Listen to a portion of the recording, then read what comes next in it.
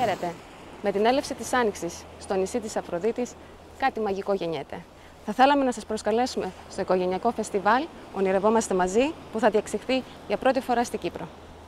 Το νησί μας είναι γνωστό για την πλούσια ιστορία του και την πολιτιστική κληρονομιά του. Είναι υπέροχο πως ακριβώς εδώ αναπτύσσεται μια νέα πολιτιστική παράδοση που θα κάνει τα παιδιά μας λίγο πιο χαρούμενα.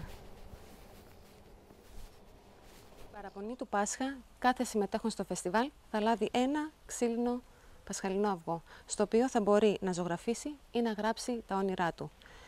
Τα αυγά αυτά θα γίνουν κάψουλες του χρόνου, οι οποίες θα φυλάσσουν τα όνειρα των παιδιών μας. Στην αρχή κάθε επιτεύγματος υπάρχει πάντα το όνειρο ενός μικρού παιδιού να προσφέρει κάτι θετικό σε αυτή τη γη. Το παιδικό όνειρο είναι η αρχή για μεγάλα κατορθώματα. Κάθε γονιός θα πρέπει να μάθει στα παιδάκια του να ονειρεύεται και να θέτει στόχους στη ζωή του. Το αυγό είναι το σύμβολο για μια νέα ζωή και το όνειρο που ζωγραφίζουμε μέσα του είναι ακριβώς η μαγεία της δημιουργίας.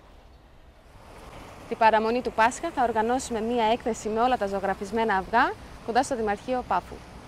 Η έκθεση αυτή θα συμβολίζει την ενότητά μας, το πολιτισμό μας και τις κοινές μας προσπάθειες για ένα καλύτερο αύριο. Ελάτε μαζί μας να κάνουμε το πασχαλινό αυτό φεστιβάλ μια αξέχαστη εμπειρία. Ελάτε να βρείτε το δικό σας πασχαλινό αυγό ανάμεσα στα εκατοντάδες άλλα. Επίσης, σας προσκαλούμε να γίνετε μέλος της ομάδας μας στο Facebook, όπου θα μπορείτε να μοιραστείτε τις δημιουργίες σας, να αξιολογήσετε τα έργα των μικρών μας φίλων και ελπίζουμε να χαίρεστε κι εσείς όπως χαιρόμαστε κι εμείς.